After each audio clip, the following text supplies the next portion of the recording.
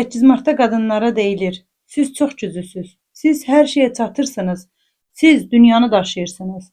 Amma mən bu gün bura sizi tərifləməyə yox, sizi düşündürməyə gəlmişəm. Sualım sadədir. Biz doğrudan da güclüyük, yoxsa bizim seçim şansımız yoxdur? Kimsə bizdən soruşurmu? Yoruluruqmu? Kimsə bizdən soruşurmu? Bəlkə daşımaq istəmirik o məsuliyyətləri. Bəlkə biz güclüyük, məcburuq. Bəlkə bizə uşaqlıqdan öyrədiblər ki, qadın dözməlidir. Bugün romantik danışmayacağam. Bugün reallıqdan danışacağam. Qadın neçə rolu eyni anda daşıyır? Ana, müəllim, həyat yoldaşı, sahibkar, qız övladı. Gəlin, rəhbər, cəmiyyət qadına deyir: hamısını bacarmalısan. Amma heç kim demir, hamısını bacarmaq məcburiyyətində deyilsən. Bugün cəmiyyətimizin ən təhlükəli cümləsi budur: qadın hər şeyə çatar. Bu cümlə qadını qəhrəman yox, yük daşıyan insana çevirir. Gəlin baxaq hər şeyə çatan qadın sindromuna.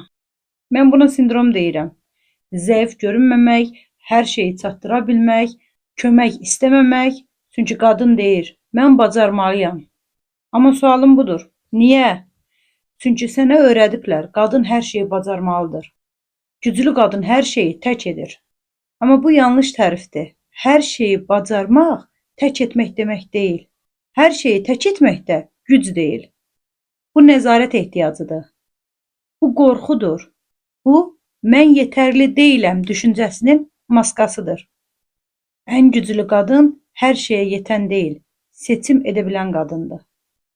Çünki güclü olmaq yorulmamaq demək deyil. Güclü olmaq ağlamamaq demək deyil. Güclü olmaq susmaq demək deyil. Güclü olmaq hər şey içində boğmaq demək deyil. Bizə elə təqdim ediblər ki, güclü qadın sanki robot olmalıdır. Bunların hər birini yerinə yetirməlidir. Amma qadın insandır. İnsan yorular, insan kömək istəyə bilər. Və bu zəiflik deyil. Əsl zəiflik özünü tükəndirə-tükəndirə mən yaxşıyam deməkdir. Gəlin təhsil sayəsində çalışan qadınlara baxaq, onlar üzərindən misallar verək. Əvvəlcədən qeyd edim ki, dediklərim 100% deyil.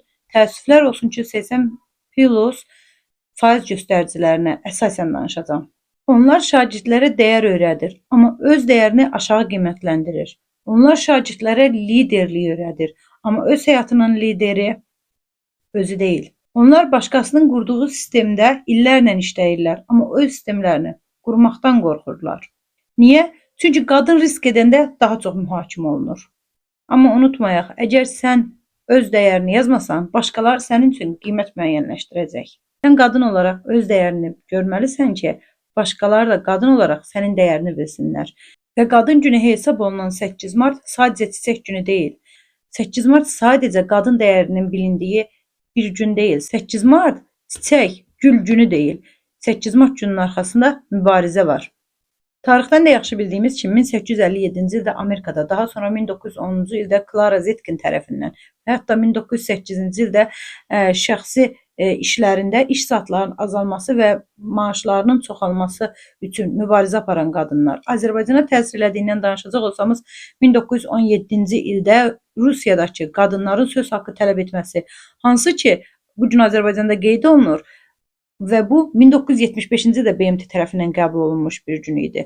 Və qısaca toxunmaq istəyirəm ki, bu 8 Martda deyil, əslində 19 Martdaydı. Clara Zetkin 8 Martda dedikdən sonra, düzdür, bununla bağlı çoxlu fikirlər var ki, Yahudi bayramlarla üst-üstə düşür, Clara Zetkin əslən Yahudi idi və s. Bu videoda buna toxunmayacağım. Sadəcə demək istədiyim və xatırlatmaq istədiyim əslində odur ki, 8 Mart gül, çiçək, ətir, bujuteriya günü deyil. 8 Mart seçim haqqı istəyən qadınların günüdür. Bugün həyatındakı dəyişkənliklərə, bugün həyatında baş verən proseslərdəki seçim səninmi əlindədir? İl olub 2026. Bugün qadınlara gül verilir. Təbrik üçün, söz haqqı olduğu üçün təbrik olunur. Amma bu günün təməlində seçim var, hüquq var, bərabərlik var. Deməli 8 Mart zəiflik günü deyil, 8 Mart mövqe günüdür.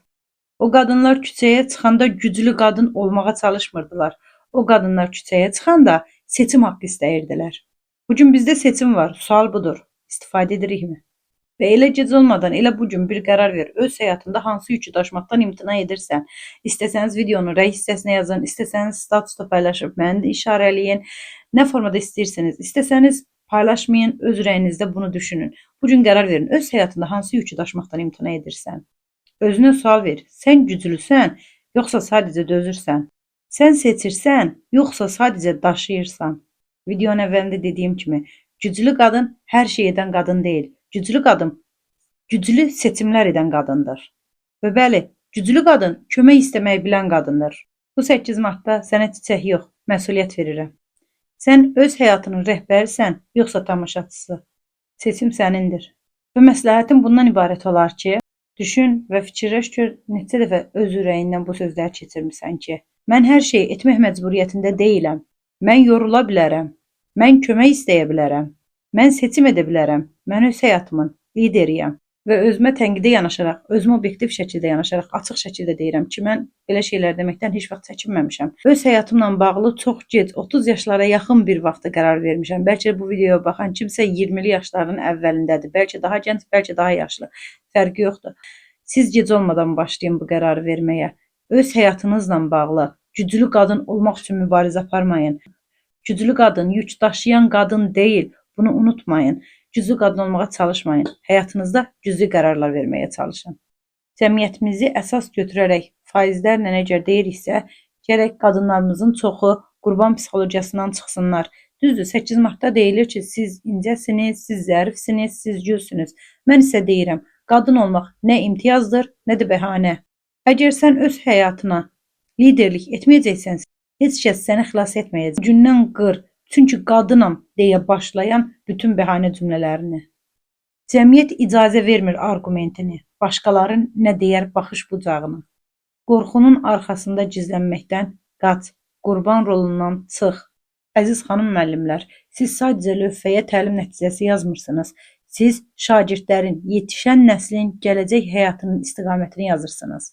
Siz bir şagirdin bacarmaram qorxusunu yenib cəhd edib yoxlayaram deyə biləcək potensiala gətirən gücsünüz.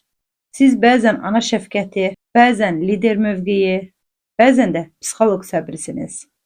Unutmayaq ki, bir qadın müəllim sinifdədirsə, orada sadəcə dərs getmir, orada bir gələcək formalaşır. Çünki siz cəmiyyətin görünməyən memarlarısınız. Bir insanın həyatının dönüş nöqtəsi də sizsiniz. Bu sizin ailənizdə, bu sizin sinifinizdə. Bu sizin həyatınızda hər yerdə baş verə bilər.